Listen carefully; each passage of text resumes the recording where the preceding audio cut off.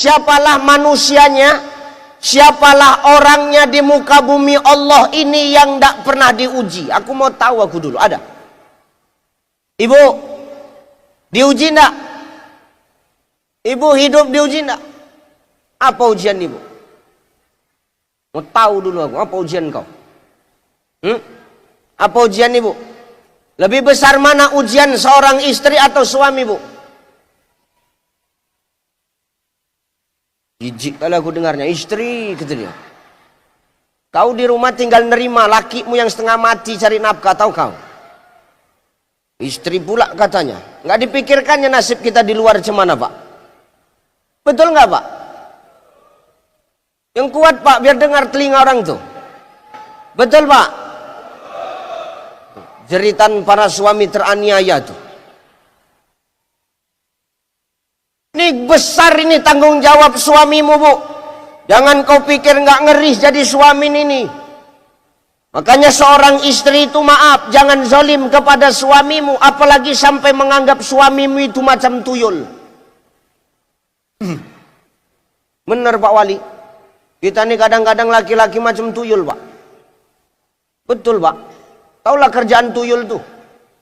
Cari, setor, menyusu, besok cari lagi, setor lagi, menyusu. Itu adalah kerja laki awak. Maka hidup nih semua diuji. Jadi istri diuji, jadi suami diuji, jadi wali kota diuji nggak, Pak? Tengoklah Pak Am Sakar itu. Baru berapa hari dilantik, tengok. Udah habis saja badannya, aku tengok. Memikirkan rakyat biasa itu, Pak.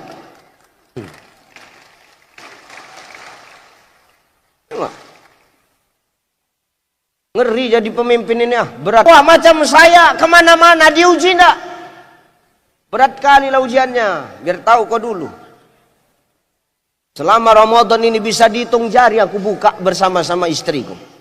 Yang lain buka sama istri orang terus kerjaannya. Apa tidak keluar terus? Benar Pak Wali. Sedih rasanya aku, betul.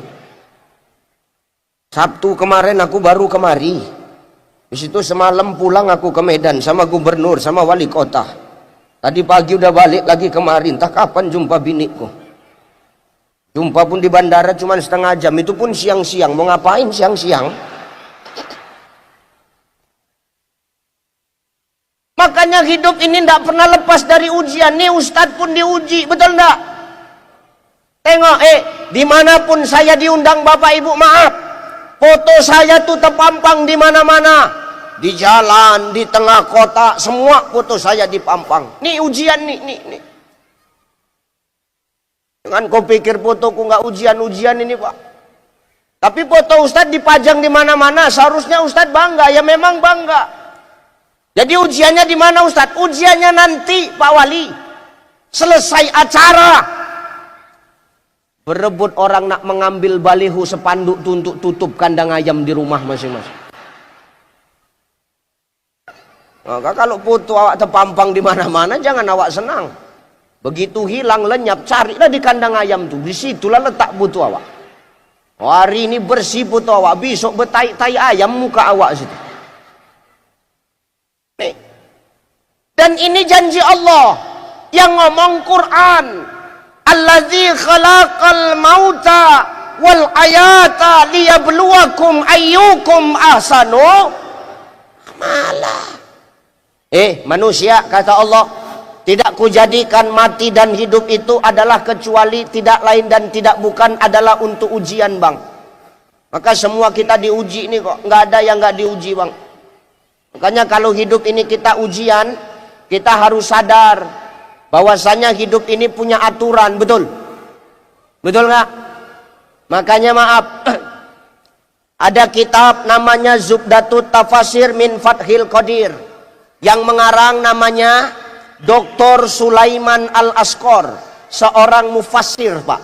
Beliau menafsirkan kalimat liyabluwakum itu maknanya hidup ini memang tempatnya ujian, tapi hidup ini tempatnya ujian hanya bisa dirasakan oleh orang-orang yang punya iman. Tapi kalau orang hidup tidak punya iman, maka dia tidak akan pernah menganggap kalau hidup ini sebagai ujian, Pak. Inilah orang yang suka-sukanya aja hidup. Ustadz ceramah, dia cerita. Ustadz ceramah, dia main handphone, biasa itu. Ustadz ceramah, dia ngunyah.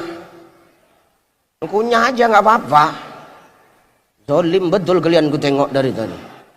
Pak Wali Kota pun tadi nggak pengertian betul. Nyuruh aku makan buah, cuman tak dibukakannya buah tuh, cuman mau makan. Heran aku. Makanya hari ini kita tidak pernah lepas dari ujian. Hanya orang yang punya iman lah Pak yang menyadari kalau hidup ini ujian. Kenapa? Karena hanya orang yang punya iman yang sadar kalau hidup ini ada aturan. Tapi kalau orang hidup nggak punya iman, dia nggak sadar hidup ini ada aturan, Pak. Suka-sukanya aja dia hidup. Yang penting dia kenyang, yang penting dia tidur lelap, mikirkan orang nggak usah. Yang penting urusan dia sendiri selesai. Oh, ini bahaya orang kayak begini nih, Pak. Bahaya kita. Kenapa bahaya, Ustadz? Maaf, kita hidup tanpa orang lain nggak bisa, Pak Wali. Betul nggak? Pak Kapolres, hidup tanpa orang lain kita nggak bisa, Pak. Pak Dewan, nggak bisa. Bapak jadi dewan kan karena ada orang lain. Kalau nggak ada yang nyucuk Bapak, apa bisa jadi dewan? Alah. Pak Wali, tanpa orang lain, tanpa masyarakat, bisa nggak kita hari ini jadi wali kota? Nggak bisa. Tanpa orang lain kita nggak akan dapatkan jabatan itu. Makanya hari ini kita sadarlah kalau jabatan itu sebenarnya ujian. Maka kita perlu iman untuk menghadapi itu. Kalau kita hidup tidak punya iman, suka-suka aja dia. Nah, tujuan Allah memberikan ujian itu apa, Ustaz? Ayyukum ahsanu amala. Allah pengen tahu amal siapa yang paling baik di antara kita. Sana putih, sini putih juga. Iya, parah betul. Ya Allah. Air putih, botolnya kecil. Sesuai sama aku Nih. Allah pengen tahu amal siapa yang paling baik di antara kita, Bang. Makanya Allah ngasih ujian. Allah ngasih ujian di bulan Ramadan dengan kita menahan lapar dan dahaga. Supaya apa? Allah pengen tahu mana yang pantas nanti di ujung Ramadan, yang pantas diberikan gelar takwa. Tidak semua orang yang ikut puasa itu dikasih gelar takwa. Oh, nggak bisa, bos. Nggak enak. Ngapain ada puasa kalau begitu? Nah, kan kita suruh nahan lapar sama dahaga dulu. Kita suruh nahan nafsu dunia dulu selama Ramadan ini. Baru kalau berhasil dikasih gelar takwa. Kan gitu, Bang. Nah, begitu.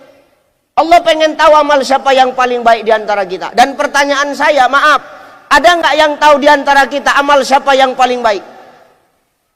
Bu, ada nggak yang tahu amal siapa di sini yang paling baik?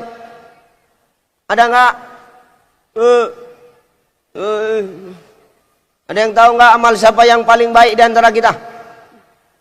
Ada yang tahu, Pak, amal siapa yang paling baik di antara kita? Coba ada yang berani tunjuk tangan. Ustadz, amalku di sini paling baik. Ada yang berani coba?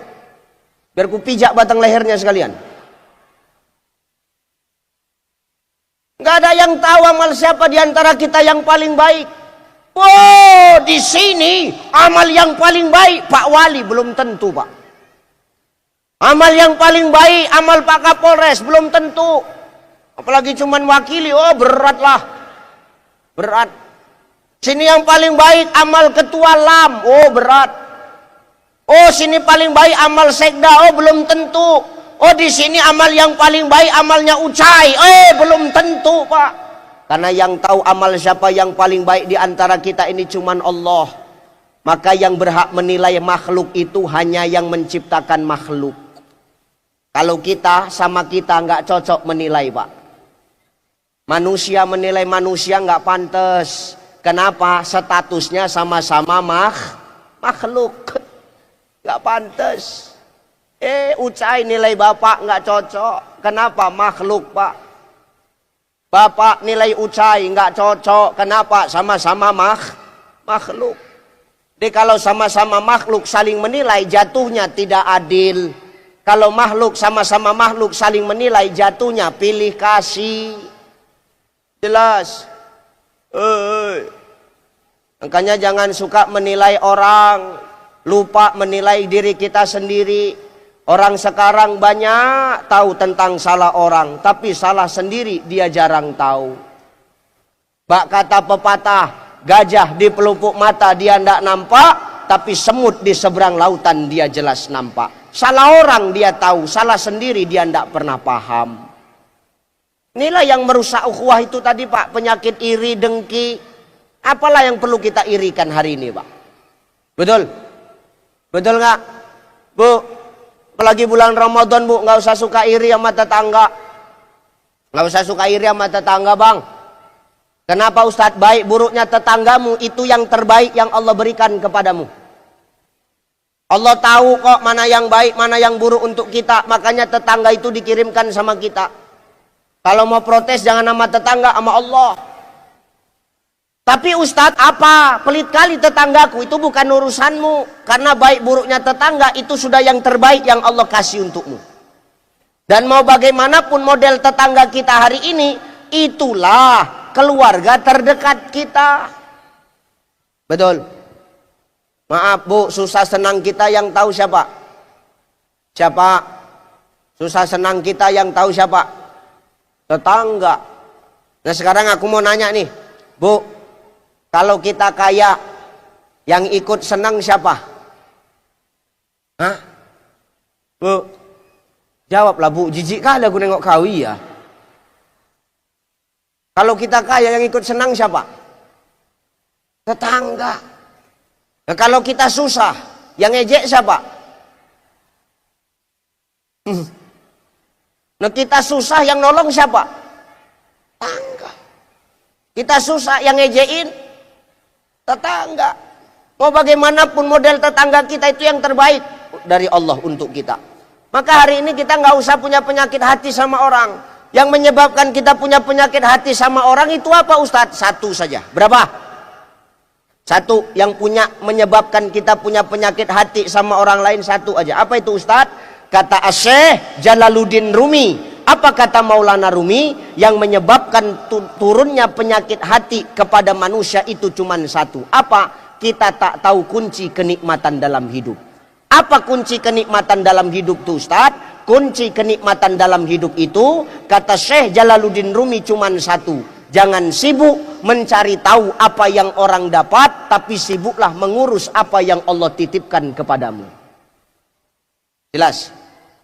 Jangan sibuk ngurus apa yang orang dapat, tapi uruslah apa yang Allah titip sama kita.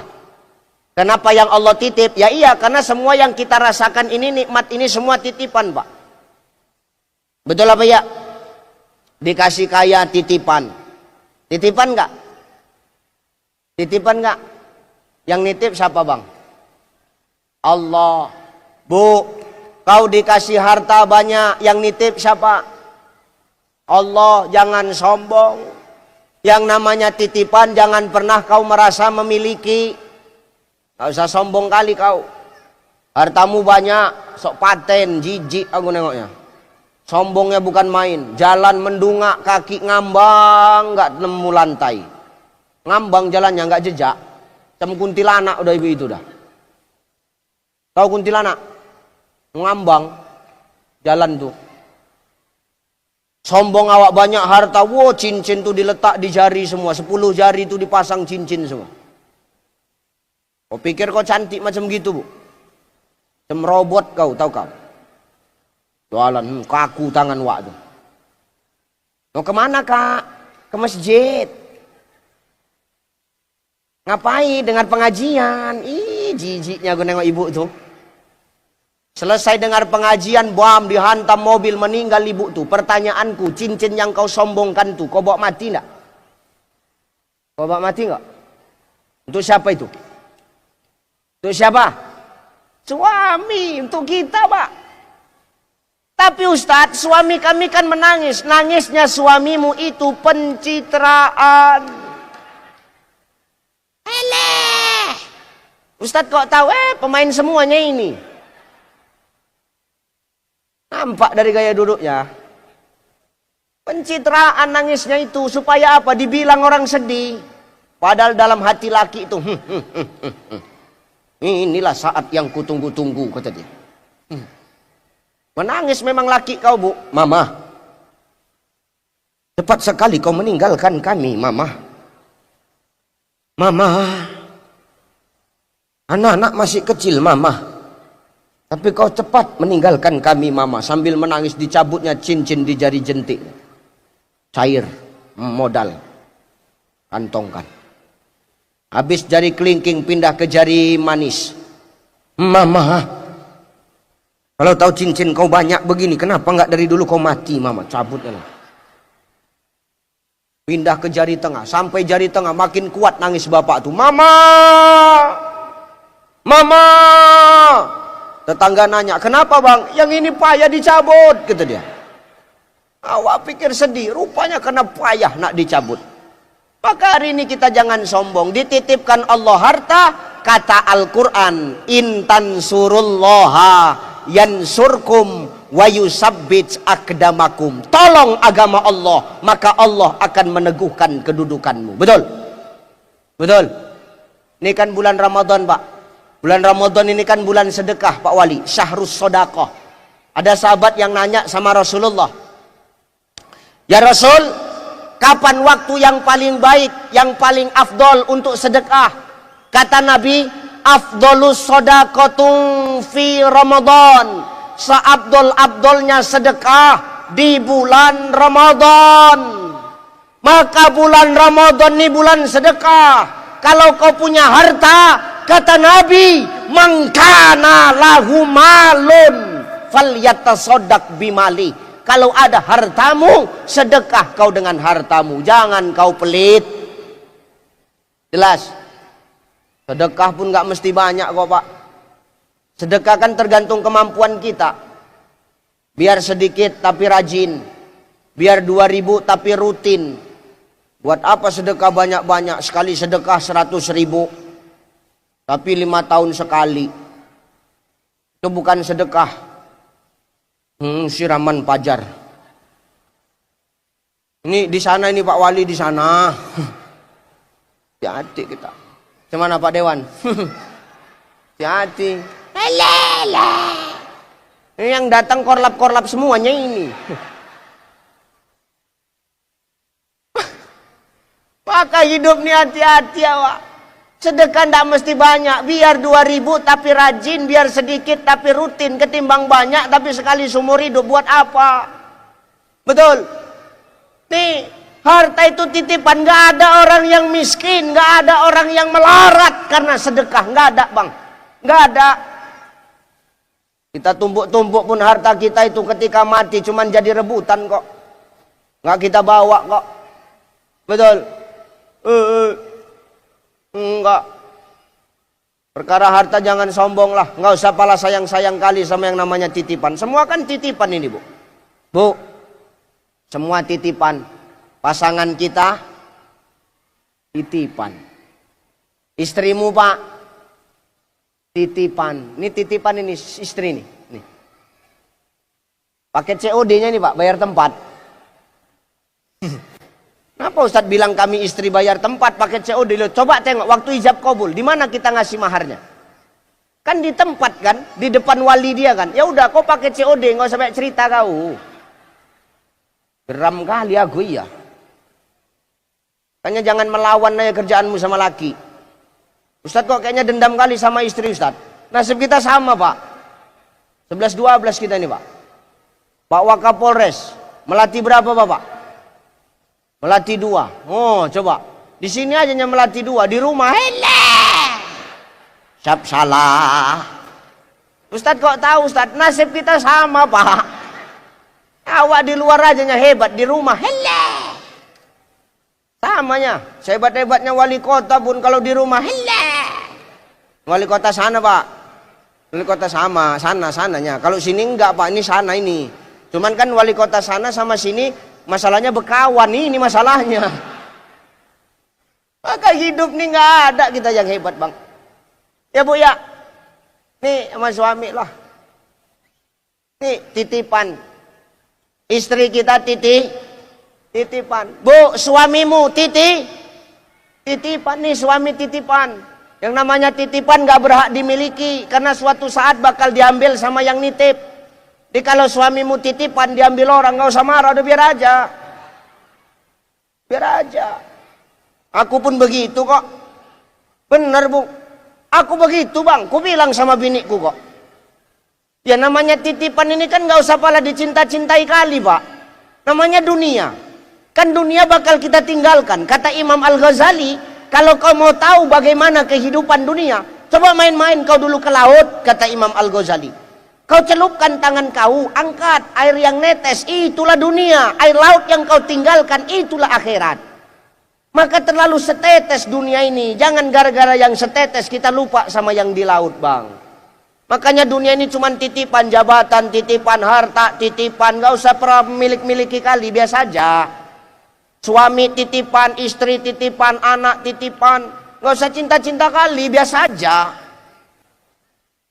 Karena aku pun begitu kok. Aku bilang sama biniku pak, terus terang kok. Mi, ya pak. Jangan panggil aku papa. Kenapa bu, ada masalah? Nggak, jadi kok heboh kali mulutmu ku tengok. Sekarang pertanyaannya, itu bini siapa? Biniku kan? Terus kenapa? Ada yang salah kan? Enggak kan? Kecuali binikmu. Ini biniku kok, ku bilang sama dia, Mi. Iya pak. Aku mau jujur sama kau Mi, ku bilang.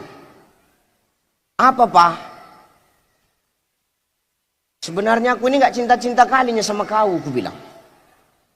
Kau pun jangan cinta-cinta kali sama aku, karena aku nggak cinta-cinta kali sama kau, ku bilang. Marah dia pak. Apa maksudmu Cai? Dari manggil papa berubah manggil aku Ucai, biar tahu kau dulu. Gara-gara aku bilang gitu Pak Wali. Kau jangan cinta-cinta kali sama aku, karena aku pun nggak cinta-cinta kali sama kau, ku bilang. Berani rupanya Ustadz bercakap macam tuh, beranilah. Cuman pas nggak ada dia lah, ini kan nggak ada dia ini. Kalau ada dia ngeri juga pak. Lu iya bener ah. Harahap marga biniku tuh ah. Betul. Bapaknya Banten, mamanya harahapu, udah kebal keras lagi, itu yang ku hadapi tiap hari. Makanya nggak gemu-gemu aku. Ngamuk dia, apa maksud mulut kau Cai, kata dia. Gini, jangan kau emosi dulu, tenang dulu, tenang. Ngedon juga laku kan. Kena mental juga laku, jangan kau emosi dulu, ku bilang. Maksudnya gini, kau jangan cinta-cinta kali sama aku. Karena aku pun gak cinta-cinta kali sama kau. Maksud kau apa? Kau boleh cinta sama aku, tapi jangan kau letakkan di hatimu. Karena aku pun mencintai kau, gak ku letak di hatiku. Cukup kau dan aku meletakkan cinta kita di kulit hati kita. Itu pun kulit hati kita yang paling luar. Jangan kau letakkan di hati. Dia ngamuk. Jadi di hati kita ada siapa? Ya tenang kau dulu, ku bilang. Di hati kita cukup hanya ada Allah dan Rasulullah. Selebihnya letakkan di kulit hati kita.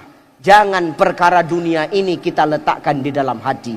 Kalau perkara dunia ini mau apapun itu kita letakkan di dalam hati kita. Nanti ketika diambil Allah, itulah yang buat kita nggak pernah ikhlas, Bapak Ibu. Betul. Hari ini Bapak jadi anggota dewan Pak. Biasa aja Pak. Nggak usah di hati-hati kali Pak. Kalau letakkan di hati, begitu nggak jadi anggota dewan, itulah yang buat stroke itu Pak. Kenapa nggak ikhlas diambil?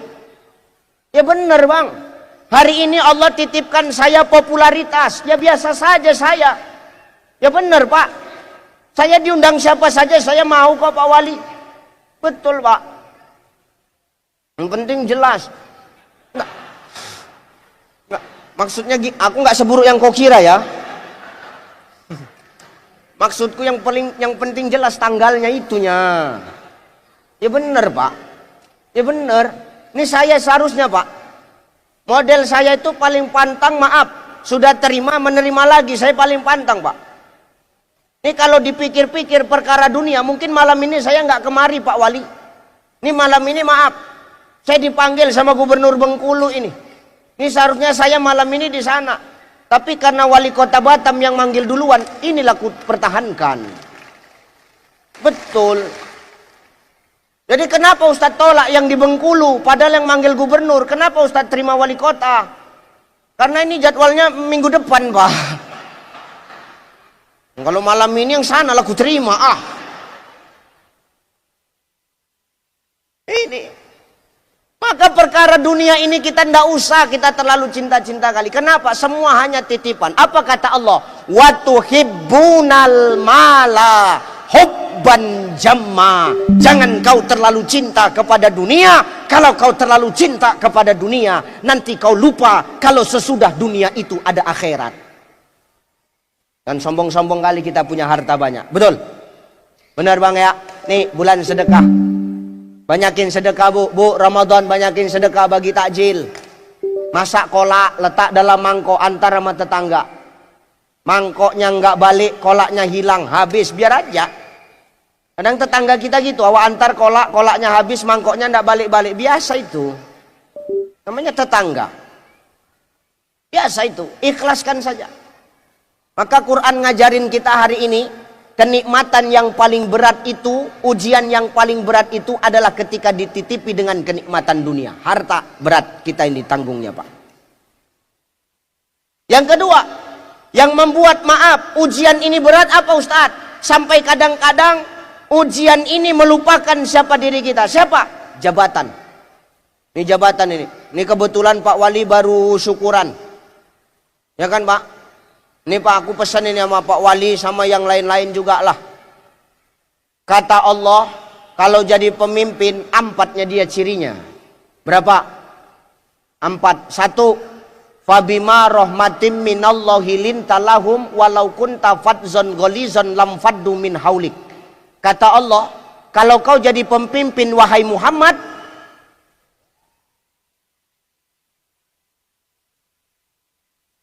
kalau kau jadi pemimpin wahai Muhammad, lintalahum kau. Jangan kau keras-keras, lembut. Kalau keras hatimu, nanti lam faddu min haulik. Orang-orang gak akan suka sama kau. Ini pesan yang pertama Pak. Lembut silahkan, keras boleh. Tapi keras kepada siapa? Yang tidak sevisi misi dengan program yang dijalankan Pak. Silakan. Lembut boleh. Nabi itu begitu kok Pak. Nabi itu memimpin dengan kelembutan, tapi di balik kelembutan Nabi ada ketegasan. Dan Nabi itu kalau dia lembut hatinya, kata Allah, maknanya apa? Pemimpin ini tak boleh nyimpan dendam. Udah siap-siaplah. Jangan awak maaf. Pilih kasih, ndak boleh Pak. Udah gitu aja. Jangan awak pilih kasih. Yang penting kan sekarang sudah jadi pemimpin. Mau dulu mencucuk kita, nggak mencucuk kita. Apa di sini bilangnya? Mencucuk apa Pak? Hah? Iyalah kan mencoblos itu mencucuk kan? Oh protes saja dari tadi ku tengok. Dulu nggak nyucuk awak, udah nggak usah dipikirkan. Yang penting maaf, jalankan saja program kita hari ini, semua adalah masyarakat kita. Betul? Betul nggak? Jangan awak pilih-pilih kasih lagi. Itu aspal jalan itu, aspal. Batas 3 rumah itu. Habis itu lompatkan 1 rumah. Itu dulu nggak nyucuk aku. Tak boleh. Kenapa? Lembut hati, saling memaafkan. Maafkan, sudah selesai semua. Hari ini bagaimana caranya? Yang jauh kita rangkul, yang sudah kita rangkul makin kita eratkan. Untuk apa? Bersama-sama membangun kota Batam menjadi lebih baik lagi. Insya Allah. Udah jangan ada dendam lah. Udah lewat kok hari ini kok. Ini lintalahum, lembut hati Pak. Pemimpin yang lembut dia akan punya seni. Seni dalam memimpin.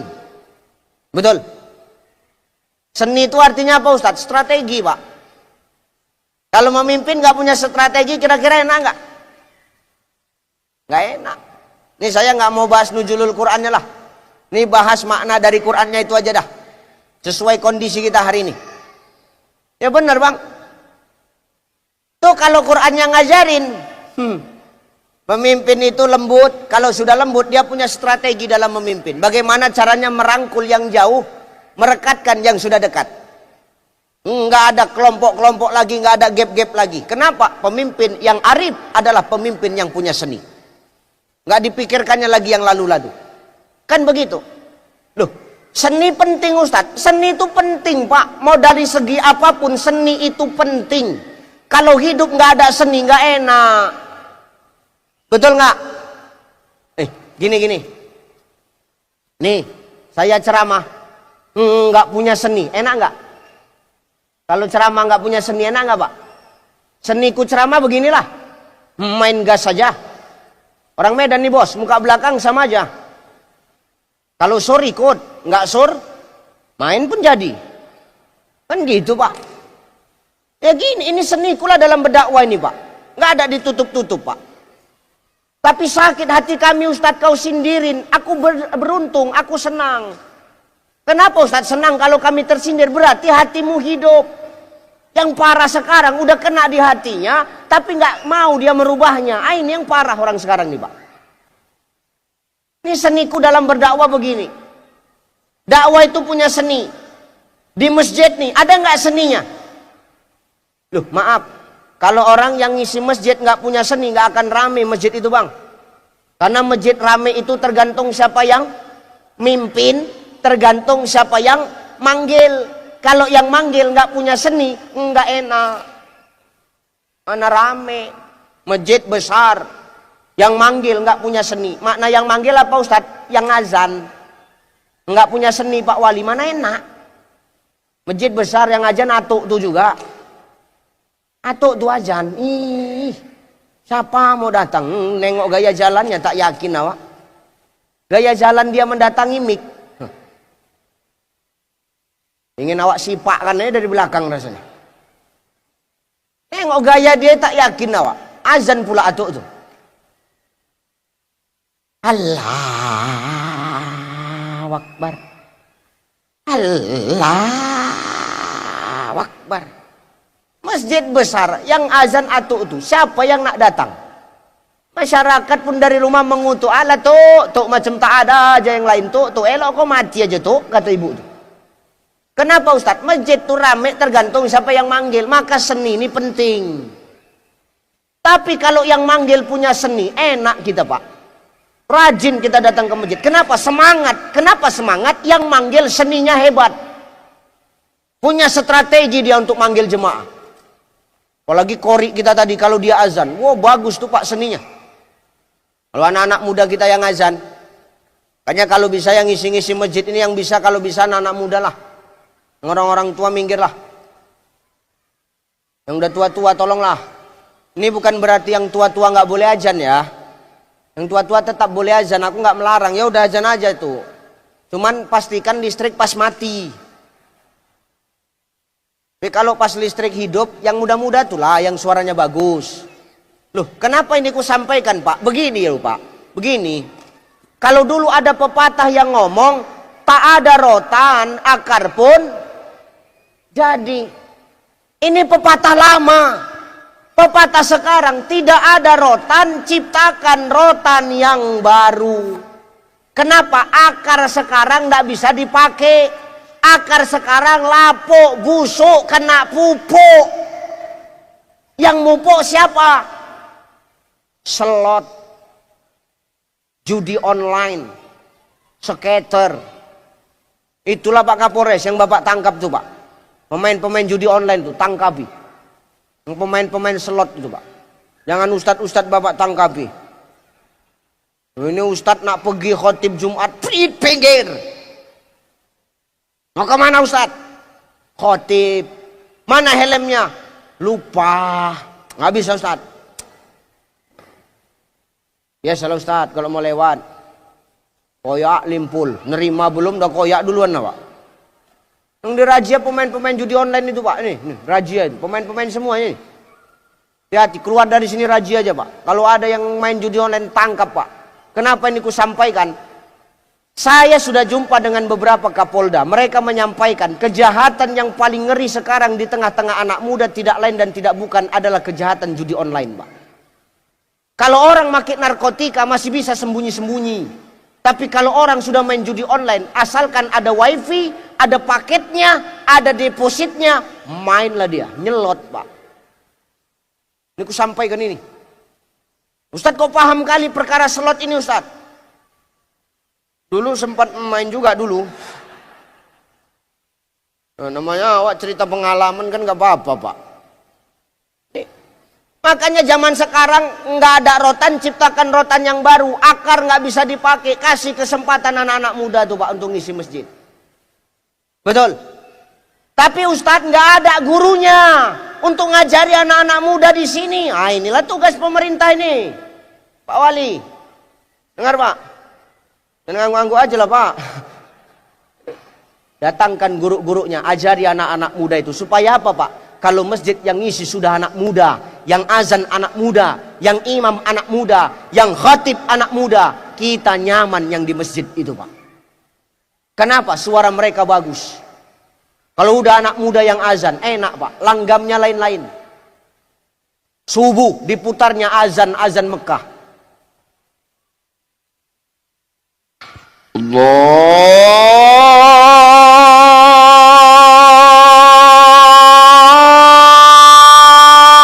Akbar, Allahu Akbar. Mana enak Pak azan subuh gini Pak. Ayahnya yang nggak pernah ke masjid pun datang ke masjid. Ngapain Ustaz? Nengok siapa yang azan. Ya kan pertamanya nengok dulu, habis nengok kan lama-lama masuk ikut sholat Pak. Kita hidup ini nggak boleh maksakan orang untuk berbuat baik. Nggak boleh kita memaksakan orang untuk orang baik itu langsung baik, nggak bisa. Berbuat baik itu tidak semudah membalikkan telapak tangan. Ini kalau sudah begini yang azan kan enak. Yang bangga siapa? Emak ayahnya. Apa kata ayahnya di rumah? Oma, iya ya. Siapa yang azan itu ya, Ma? Anak kita lah ya. Anak kita itu, rajin kali anak kita pagi-pagi udah azan ke masjidnya. Iyalah. Gak macam kau ayahnya, masih tidur. Ayah Fir'aunnya kau itu, kata mak. Kenapa senang awak kalau udah anak muda yang mengisi masjid itu? Betul? Nanti zuhur, lain lagi azannya. Kalau tadi subuh azan Mekah, zuhur diputarnya azan Malaysia. Woi. Cuman azan Malaysia itu Ustaz? Kasih contoh sedikit. Allahu Akbar, Allahu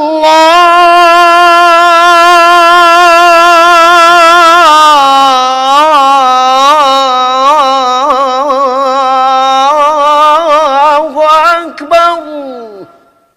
Kalau sudah azan zuhur macam begini, emak dia itu pun bangga. Saking kan bangganya pamer dia sama tetangga tuh. Oh Kak, yang azan anakku Kak. Anakku. Keliling Batu Haji nah ini. Batu Haji ini dikelilinginya Pak Wali. Anakku tuh anakku. Tapi tak sholat, sama aja mak Fir'aun. Maka seni ini penting. Di masjid harus punya seni. Yang manggil harus punya seni. Yang mimpin harus punya seni. Siapa yang mimpin? Yang imam. Harus punya seni. Ini enggak masjid besar. Yang imam atuk tuh juga. Nengok gaya jalan atuk tuh dah tak yakin aku. Apa kata atuk tuh? Jangan gantikan aku jadi imam ya. Sebelum aku mati. Oke. Ajak buka bersama, kasih racun teh manis satu. Orang kalau nggak bisa dibina, binasakan aja.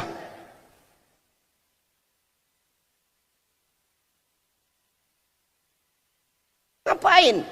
Nih, yang tua-tua kadang nggak mau dibina, dia juga maju jadi imam. Ini terawih Pak. Terawih nih, walaupun di sini berapa rakaat ini? Berapa rakaat sini terawih tadi? 11 kan? Harusnya kan 23 kan? Tapi malam ini 11. Makanya tadi aku agak ngelak sedikit. Sholat di hotel saya Pak Wali.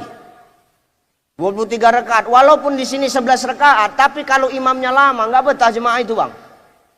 Ya terserah mau terawih itu mau 11 mau 23 itu nggak urusan kita. Dua-dua benar kok. Yang 11 benar, yang 23 nggak salah. Sekarang yang salah yang mana? Yang nggak sholat. Ini yang salah. Tapi kalau ada dua masjid, yang satu 23, yang satu 11, yang bakalan rame yang mana? Jijik kali aku nengok yang 11. Yang 11 ada dua model Bu, yang satu imamnya kencang, yang satu imamnya lama, mana yang rame? Kenceng. 11 11 rakaat, tapi kalau imamnya lama, wow, mengutuk nenek itu di belakang. Kadang imam ini sok paten, Pak, mentang-mentang bagus suaranya. Angkat takbir pun semenit setengah. Angkat takbir.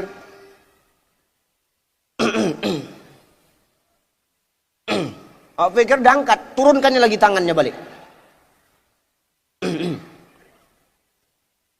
Allah.